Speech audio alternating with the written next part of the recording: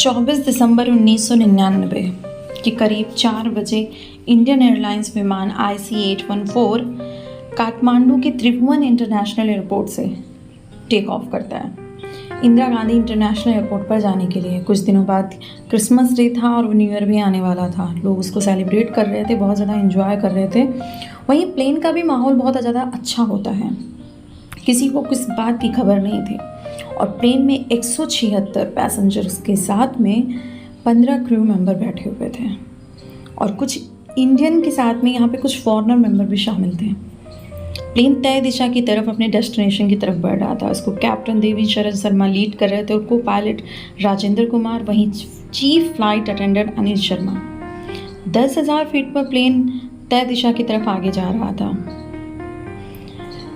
ये काठमांडू से इंडिया के इंदिरा गांधी इंटरनेशनल एयरपोर्ट की जो डिस्टेंस थी वो लगभग 1 से 1.5 घंटे के आसपास थी, पर किसी को अंदाज़ा तक नहीं था कि ये 1 से 1.5 घंटे ना जाने कब खत्म होंगे।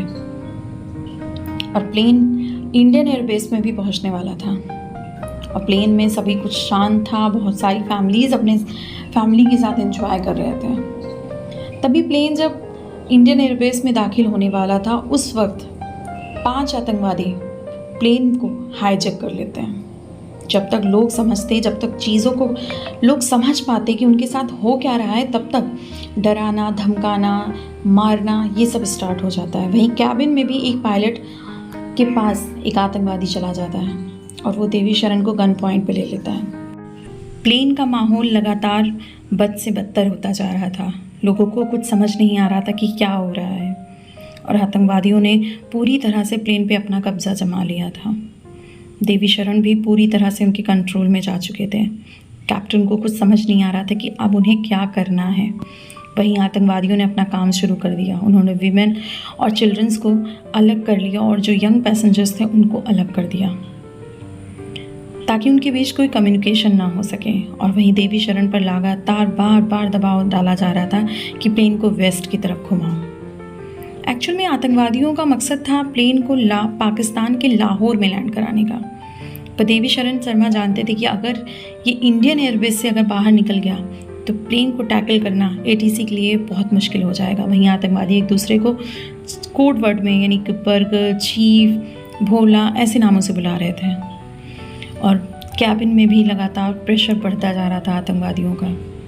देवी शरण भी अब डर चुके थे और उन्होंने प्लेन को आतंकवादियों के कहने अनुसार पाकिस्तान के तरफ मोड़ दिया। देवी शरण शर्मा ने जिस समय ये प्लेन पाकिस्तान की तरफ मोड़ा था, उस समय बिना आतंकवादियों को और यहीं तक कि बिना अपने मेंबर्स को जाने उन्होंने ATC को एक मैसेज भेजा लगभग 4 बजे के आसपास कि जो प्लेन है वो हाईजैक हो चुका है। और ATC ने तुरंत ये मैसेज जो था कि उनके पास जो आया था मैसेज देवी शरण का, वो central government crisis board control room को भेज दिया। CMG को उस वक्त जो लीड कर रहे थे वो प्रभात कुमार थे। प्रभात कुमार जो लीडर थे, उनको इस चीज़ को तुरंत सीरियसली लेना था, बट उन्होंने कोई भी इमीडिएट एक्शन नहीं लिया, ना ही कोई इमरजेंसी मीटिंग बुलाई, ना ही हाई कमान को ये सूचना दी कि प्लेन हाईजैक हो चुका है। वहीं प्लेन में देवी शरण लगातार हेल्पलेस थे। वो बार किसी सहायता और रिप्लाई को चाहते थे ATC से, पर ATC का कोई जवाब नहीं आ रहा था। और यहाँ तक कि PM अटल बिहारी वाजपेयी को ये बात लगभग 1 घंटे बाद बताई जाती है। PM को तक नहीं पता था कि उनका प्लेन हाईजैक हो चुका है। वहीं कैबिन में लगातार देवी शरण के ऊपर प्रेशर पड़ रहा था कि प्लेन को लाहौर में लैंड कराओ। और फिर देवी शरण को ना चाहते हुए लाहौर ATC से बात करना पड़ता है। जब देवी शरण ATC से बात करते हैं तो लाहौर ATC उन्हें किसी भी हालत में प्लेन को पाकिस्तान में लैंड नहीं कराने दे रहे थे और बार पाकिस्तान कह रहा था कि अगर आपने ये प्लेन यहाँ लैंड कराया हमारे एरिया में तो हम इसको शूट कर देंगे। अब देवी शरण भी डर जाते हैं और वो जानते हैं कि पाकिस्तान उन्हें लैंड नहीं कराने देगा। कारण ये था कि कुछ ही समय पहले भारत पाकिस्तान युद्ध हुआ था, जिसकी वजह से इस प्लेन के हाईजैक होने का जिम्मा पाकिस्तान अपने सर नहीं लाना चाहता था। यही कारण था कि वो इसको लैंड नहीं कराने दे रहा था। लेकिन बार बार देवी शरण रिक्वेस्ट कर रहे थे, लेकिन वो नहीं मान रहे थे। इसी कारण प्लेन लगभग 10,000 की फीट पर उसी एयरबेस में राउंड शेप में लगातार उड़ रहा था। उधर प्लेन का माहौल ख़राब हो चुका था। इंडिया में भी अब ये बात फैल चुकी थी कि प्लेन हाईजैक हो चुका है। न्यूज़ चैनल्स में शो हो रहा था और लगातार प्लेन इतने घंटों से इतनी डिस्टेंस पे उड़ के आ रहा था। वहीं ये 1-1.5 घंटे की दूरी के लिए इसमें फ्यूल डाला गया था और वार्निंग अलार्म भी फ्यूल का बजने लगता है कि फ्यूल ख़त्म होने वाला है। ये सूचना तुरंत देवी शरण आतंकवादियों को बताते हैं कि प्लेन को अगर कहीं लैंड नहीं कराया गया तो ये ब्लास्ट हो जाएगा। वहीं इंडियन एयर ट्रैफिक कंट्रोल लगातार पाकिस्तान के जो है हाई कमान से बात करता है कि इस प्लेन को लैंड कराने दिया जाए वरना ये क्रैश हो जाएगा, पर पाकिस्तान किसी कीमत पे तैयार नहीं था। वहीं वैश्विक मीडिया के साथ साथ पूरे भारत में सब जगह पे ये बात फैल जाती है कि IC-814 जो है आतंकवादियों के द्वारा हाईजैक हो चुका है। News channels, reporters, TV, papers सब जगह पे ये चीज़ें आने लगती हैं। When 5 masked terrorists hijacked Indian Airlines flight IC-814, plane was carrying 11 crew members and 179 passengers. लगातार कई घंटे से प्लेन उड़ाने से देवी शरण की भी हालत बहुत ज़्यादा ख़राब होने लगती है। वहीं अब वो पाकिस्तान एयरबेस में उड़ रहे थे, लेकिन फ्यूल ख़त्म होने के कारण वो चाहते थे कि वो कहीं पे लैंड करें। फिर आतंकवादियों को ये सूचना देते हैं देवी शरण कि हम इंडिया के अमृतसर में राजा शाहनशाही एयरपोर्ट पर लैंड कर सकते हैं। और ये प्लेन जो था ये देवी शरण उधर मोड़ देते हैं बिना आतंकवादियों को बताए, क्योंकि कोई ऑप्शन नहीं था। अगर लैंड नहीं हुआ तो सभी पैसेंजर्स मारे जाएंगे। फिर आतंकवादी जानते थे कि अगर ये प्लेन इंडिया में लैंड हो गया तो प्लेन पर जो है हमारी कमान नहीं रह पाएगी और हमें प्रॉब्लम आ सकती है, इसलिए आतंकवादी किसी कीमत पर ये इंडिया में तो लैंड नहीं कराने दे रहे। उधर इंडिया में लगातार गवर्नमेंट के ऊपर प्रेशर बनाया जा रहा था, पैसेंजर्स के परिवारजन द्वारा, मीडिया द्वारा, किसी भी तरह करके वो जो है प्लेन को इंडिया में लैंड कराना चाहते थे। उधर देवी शरण भी अब बहुत ज़्यादा परेशान हो चुके थे और फिर वो आतंकवादियों से कह देते हैं कि प्लेन हमें यहीं लैंड कराना होगा वरना प्लेन क्रैश हो जाएगा, और आतंकवादियों को भी किसी तरह वो कन्विंस कर लेते हैं। फिर देवी शरण शर्मा जो अमृतसर का जो ATC एयर जो था उनसे बात करते हैं और राजा शाहनशाही एयरपोर्ट पर 6:44 पर जो प्लेन था वो लैंड होता है। जैसे ही लैंड होता है जो पंजाब पुलिस थी वो हरकत में आ जाती है और प्लेन को घेर लेती है। पर वो इंतज़ार कर रहे थे कि हाई कमान का कोई मैसेज आएगा, कुछ बात आए ताकि हम चीज़ों को आगे बढ़ाएं। और वहीं आतंकवादी लगातार जो है ये प्रेशर बना रहे थे कि फ्यूल जल्द से जल्द भरवाओ और हम निकले यहाँ से। और आतंकवादी भी बात नहीं करना चाहते थे इंडियन मेंबर से, कोई नेगोशिएशन नहीं करना चाहते थे और वो कुछ भी करके बस फ्यूल भरा करके यहाँ से निकलना चाहते थे। और वो देवी शरण पे चीखना, चिल्लाना, मारना स्टार्ट कर देते हैं, क्योंकि अब लेट भी हो रहा था। प्लेन को लैंड करे हुए बहुत टाइम हो चुका था। वहीं न्यू दिल्ली से कोई मैसेज नहीं आ रहा था, कुछ भी आगे की चीज़ें कंप्लीट नहीं हो रही थी। वहाँ NSG कमांडो को जो भेजा जाता है न्यू दिल्ली से अमृतसर आने में, उन्हें भी बहुत टाइम लगने वाला था, जिसके कारण ये सोचा जा रहा था कि कुछ भी करके टाइम को बढ़ाया जाए और फ्यूल अभी ना दिया जाए ताकि ज़्यादा से ज़्यादा टाइम मिले NSG को अमृतसर पहुंचने के लिए। पर वहीं आतंकवादी लगातार प्रेशर बना रहे थे और अब जो है बाहर अटैक करना भी शुरू कर देते हैं। सतनाम सिंह पर बहुत ज़्यादा अटैक करते हैं और बहुत सारे लोगों पर वो मारना पीटना स्टार्ट कर देते हैं। बच्चों को, यहाँ तक बच्चों को भी नहीं छोड़ते हैं, बच्चों को भी मारना स्टार्ट कर दिए होते हैं। अब प्लेन में स्थिति बहुत ख़राब हो चुकी थी, आतंकवादी सबको मारने पे उतारू हो चुके थे और वहीं इंडिया में भी स्थिति ख़राब हो चुकी थी और फ्यूल ना भरने की वजह से आतंकवादी पूरी तरह से बौखला चुके थे। और वहीं दिल्ली से एक मैसेज आता है ATC को, राजा शाहनशाही एयरपोर्ट पर, कि फ्यूल का टैंकर आतंकवादियों को भेज दिया जाए। तब इंडियन ऑयल के द्वारा एक टैंकर भेजा जाता है जिसके अंदर 5 जो पंजाब पुलिस के मेंबर होने वाले थे, जो कुछ जा कर के वहाँ पे जो प्लेन का जो व्हील थे उनको ख़राब करने वाले थे ताकि प्लेन यहाँ से कुछ भी करके टेक ऑफ ना हो पाए। और जो टैंकर था वो बहुत स्पीडली उस प्लेन की तरफ बढ़ रहा था।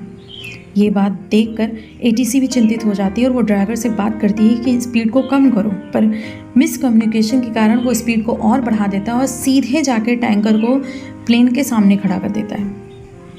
अब आतंकवादी भी बहुत गुस्से में आ चुके थे और वो प्लेन को देवी शरण शर्मा से कहकर कुछ भी करके यहाँ से टेक ऑफ कराना चाहते थे, तेल हो या ना हो। उधर दिल्ली में लगातार हाई कमान की मीटिंग चल रही थी कि क्या किया जाए, और इधर प्लेन में लगातार पैसेंजर के ऊपर और देवी शरण के ऊपर अपना कंट्रोल बनाया जा रहा था, आतंकवादियों के द्वारा प्रेशराइज किया जा रहा था, और अगर ये टेक ऑफ कर गया तो क्रैश हो सकता था। उधर प्लेन में रूपिन कटियाल नामक एक पर्सन थे जिनकी अभी हाल ही में शादी हुई थी और वो हनीमून से वापस इंडिया आ रहे थे। उनकी पत्नी उनसे पहले ही अलग हो चुकी थी और जो आतंकवादी थे वो रूपिन कटियाल को पकड़ के ले जाते हैं और उन्हें बुरी तरीके से मारते हैं। बहुत ज़्यादा उन्हें पर चाकू के वार किए जाते हैं। रूपिन कटियाल अब पूरे खून से लथपथ हो चुके थे। अगर उन्हें ट्रीटमेंट ना मिला तो वो मर जाते हैं। वहीं पैसेंजर्स डर चुके थे कि अगर रूपिन कटियाल के साथ जो हुआ वो और किसी के साथ भी हो सकता है। पैसेंजर्स भी अब बिल्कुल शांत हो चुके थे, वो कुछ नहीं बोल रहे थे। वहीं देवी शरण शर्मा प्लेन को टेक ऑफ कर देते हैं अमृतसर एयरपोर्ट से लगभग 7:49 के आसपास, और ये अमृतसर से टेक ऑफ हो जाता है। टेक ऑफ होने के बाद ये सीधे पाकिस्तान की तरफ बढ़ता है, क्योंकि बार बार आतंकवादी कह रहे थे कि पाकिस्तान से बात करो, हमें यहाँ लैंड कराना है। पाकिस्तान उधर तैयार नहीं था, और ये जब इधर ये टेक ऑफ कर जाता है, उधर पूरी मीडिया में ये बात फैल जाती है कि इंडिया में प्लेन आने के बाद ये कैसे टेक ऑफ हो गया, हाई कमान ने क्यों कुछ नहीं किया, क्यों किसी क्राइसिस ग्रुप ने कुछ नहीं किया, कैसे एक सुनहरा मौका हमारे हाथ से निकल गया। अगर इस प्लेन को यहाँ कंट्रोल नहीं कर पाए तो अगर पाकिस्तान चला जाएगा तो हम कुछ भी नहीं कर पाएंगे। उधर एनएसजी भी पहुँच चुकी थी अमृतसर एयरपोर्ट पर कोई मतलब नहीं निकला क्योंकि प्लेन पहले ही टेक ऑफ हो चुका था। वहीं अब तुरंत मीटिंग बुलाई जाती है जिसमें शशि भूषण सिंह तोमर जो रॉ ऑफिसर थे उनके साथ में अटल बिहारी वाजपेयी मीटिंग करते हैं और जिसमें के सिंह भी होते हैं। साथ में ये मीटिंग करी जाती है और निर्णय निकाला जाता है कि अब क्या करना है। लेकिन ये निर्णय तब क्यों नहीं निकाला गया जब प्लेन इंडिया में था। वहीं सब बहुत ज़्यादा परेशान हो चुके थे और अब उन्हें कुछ ना कुछ करना था। वहीं देवी शरण शर्मा जो अमृतसर से निकल चुके थे वो पाकिस्तान में जब पहुंचने वाले थे तो वो पाकिस्तान से बात करते कि हम इसे लैंड कराने जा रहे हैं लाहौर में। तभी जो लाहौर ATC होती है उसने सारे नेविगेशन सिस्टम को ऑफ़ कर दिया, सारी लाइट्स को ऑफ़ कर दिया ताकि प्लेन यहाँ पे लैंड ना हो सके। लेकिन देवी शरण कुछ भी करके वहाँ प्लेन लैंड कराने लगते हैं।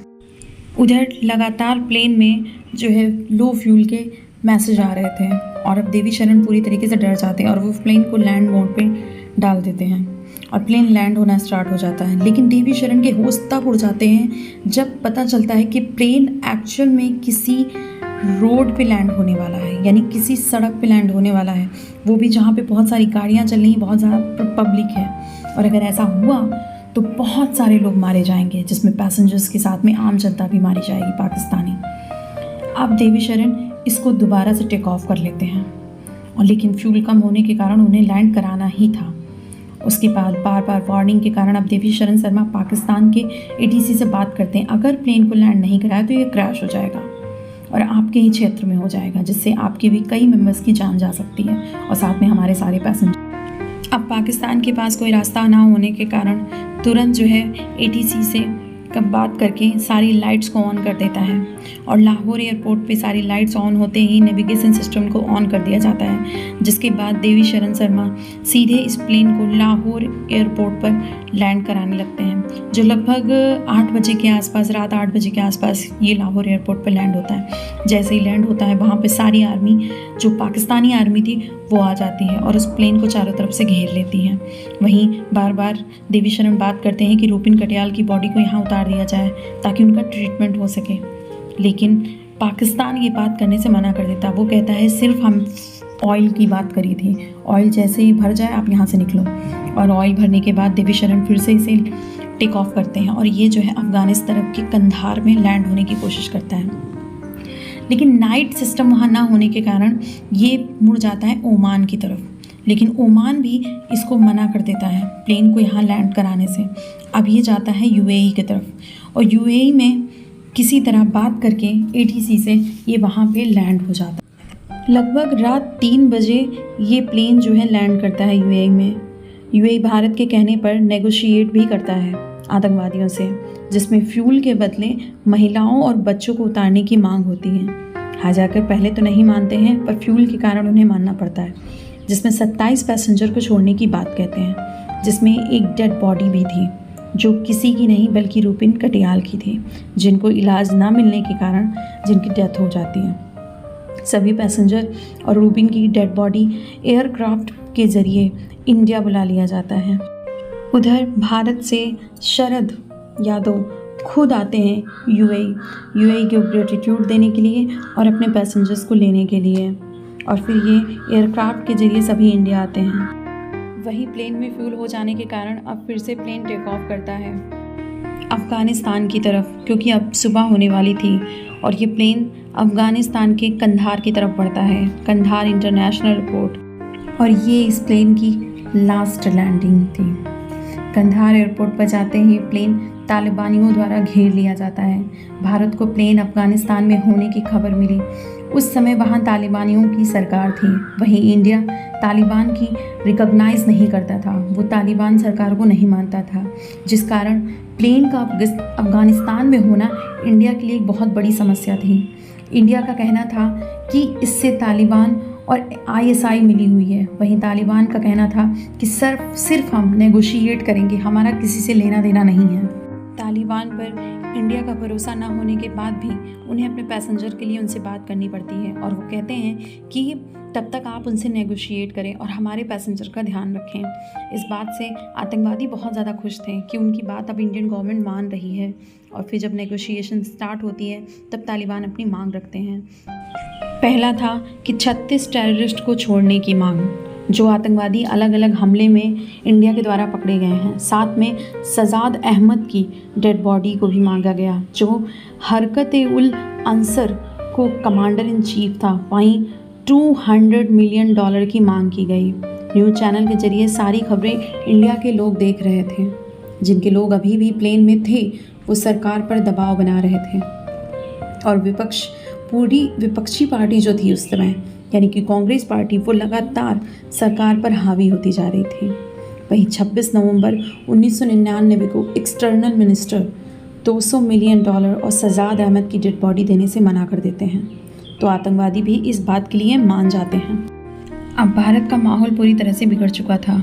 यहाँ पे जो उनके परिवारजन थे वो बहुत ज़्यादा परेशान थे, और सरकार पर बहुत ज़्यादा दबाव बनाया जा रहा था। वहाँ मीडिया भी पूरी तरह से इन सब चीज़ों को जो है लाइव टेलीकास्ट दिखा रही थी। तो पूरे भारत में ये विद्रोह फैल गया था कि कुछ भी करके कुछ भी दो, पर पैसेंजर को वापस बुलाओ। और इधर रूपिन कटियाल की डेड बॉडी को देखकर उनके माता पिता भी बहुत ज़्यादा परेशान थे, और वहीं पैसेंजर्स जो प्लेन में अभी भी मौजूद थे वो बहुत परेशान थे, और उनके परिवारजन लगातार एक दूसरे से मिलकर जो है सरकार पर दबाव बना रहे थे। 26 दिसंबर 1999 को जसवंत सिंह एक मीटिंग करते हैं, और उस मीटिंग में जो परिवारजन के कुछ मेंबर पहुंच जाते हैं, और वो वहाँ सरकार पर प्रेशराइज़ करते हैं। बार बार सरकार से कहते हैं कि उनकी मांग ली जाए, चाहे 36 हो चाहे 50 हो, पर सारे आतंकवादियों को दे दिया जाए और हमारे लोगों को बुलाया जाए। इस तरह से बार बार प्रेशराइज होने के कारण अब सरकार भी बहुत ज़्यादा परेशान थी, और वहीं कांग्रेस जो उसमें विपक्षी पार्टी थी वो जो है पीएम पर सीधे निशाना साध रही थी। अब 27 दिसंबर को अफ़गानिस्तान कंधार में विवेक काटजू अपनी टीम के साथ जाते हैं, और वो जो आतंकवादी होते हैं उनसे नेगोशिएट करते हैं। नेगोशिएशन में ये बात रख देते हैं विवेक जी कि सबसे पहले तो ये कि $200 मिलियन और सजाद की जो बॉडी है वो हम नहीं देंगे। पर जो आतंकवादी थे वो इस बात के लिए बड़ी ईजिली मान जाते हैं। वहीं पर जो विवेक जी थे वो कहते हैं कि हम 36 नहीं देंगे, बल्कि हम 3 आतंकवादी आपको वापस कर सकते हैं, जिनमें इधर भारत का माहौल बहुत ख़राब हो चुका था।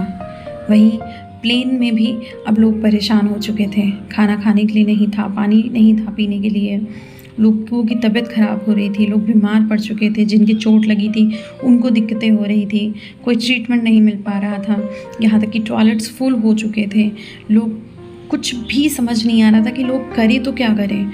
और वहीं पैसेंजर्स की लगातार तबीयत बिगड़ती जा रही थी, और वहीं भारत में मीटिंग पे मीटिंग बुलाई जा रही थी, और पैसेंजर्स के जो परिवारजन थे वो भारत पर दबाव डाल रहे थे सरकार पर। वहीं कुछ लोगों का अलग ही कहना था, वो उनका कहना था हम किसी भी कीमत पर आतंकवादियों को नहीं छोड़ेंगे, क्योंकि अगर आतंकवादियों को हमने छोड़ा तो हम अगले आतंकवादी घटना के लिए तैयार हो जाएं। और उधर जो तालिबान की हालत ऐसी थी कि तालिबानी बार बार प्लेन में आ जा रहे थे, सब कुछ वहाँ नॉर्मल था, जैसे कुछ हुआ ही ना हो। और उधर जो 3 आतंकवादी थे उनमें सबसे पहले थे मौलाना मसूद अजहर, जो एक बहुत बड़ा टेररिस्ट ग्रुप थे, और अहमद उमर सईद सखे, और तीसरे थे मुश्ताक अहमद जरगर। ये तीनों पाकिस्तान के टेररिस्ट थे। तीनों को पहले दिल्ली लाया गया, फिर दिल्ली से इन तीनों को कंधार जसवंत सिंह के साथ भेजा गया। सभी को जो है आतंकवादियों को कंधार में सौंप दिया गया। आतंकवादी ने हॉस्टेज पैसेंजर को छोड़ दिया, पर इस वक्त भारत की उम्मीद थी वहीं सारे पैसेंजर को दूसरे प्लेन के थ्रू इंडिया लाया जा रहा था, और सभी के परिवारजन अब खुश थे। और वहीं लगातार इंडिया अफ़गानिस्तान से बात कर रहा था कि उन्हें उन आतंकवादियों को पकड़ा दिया जाए, पर जो है अफ़गानिस्तान ने उन सभी आतंकवादियों को बड़ी सेफली पाकिस्तान में भेज दिया। इस तरह से ये बात तो साफ थी कि इस हाईजैकिंग में पाकिस्तान और अफ़गानिस्तान दोनों मिले हुए थे। साथ ही में जो 3 आतंकवादी जो छोड़े गए थे इंडिया के थ्रू, वो तीनों पाकिस्तान के थे, और उनका बड़े बड़े आतंकवादी हमलों में नाम भी था। फिर जब इन्वेस्टिगेशन स्टार्ट हुई तब पता चला कि जो 5 आतंकवादियों ने जो हाईजैकिंग की थी उनका मुंबई सीरियल ब्लास्ट में भी हाथ था। वहीं महराजुद्दीन वानी, उसका संपर्क दाऊद इब्राहिम से था, और इसी जो है वानी ने जो है इन 5 आतंकवादियों को पासपोर्ट, नकली पासपोर्ट बनवाए, राइफल्स, ग्रेनेड देकर प्लेन में चढ़वाया था। वहीं मुंबई 1993 में जो हमले हुए थे उसमें भी इन 5 आतंकवादियों का हाथ था, और ये 5 आतंकवादियों का कनेक्शन भी दाऊद के साथ था। वहीं वानी बड़ा क्लोजली था दाऊद के, खास होने के कारण काफ़ी अच्छा नेटवर्क भी इसका था, जिसका इस्तेमाल कर नेपाल के त्रिभुवन एयरपोर्ट की लो सिक्योरिटी का फ़ायदा उठा करके उसने प्लेन को हाईजैक किया, हाईजैकिंग की हेल्प की। इन्वेस्टिगेशन में 5 की पहचान का खुलासा हुआ, जो 5 व्यक्ति पाकिस्तान के थे, जिसमें से इब्राहिम अख्तर जो बहावलपुर का था, साइद अख्तर साइद और सनी अहमद काजी और जहाउर मिस्त्री ये कराची के थे, और वहीं शकीर जो शुक्कर गांव का था। ये 5 हरकर-ए-मुजाहिदीन के टेररिस्ट ग्रुप से थे, जो पाकिस्तान का एक बड़ा ग्रुप है। We have evidence to show that hijackers were encouraged by Pakistan.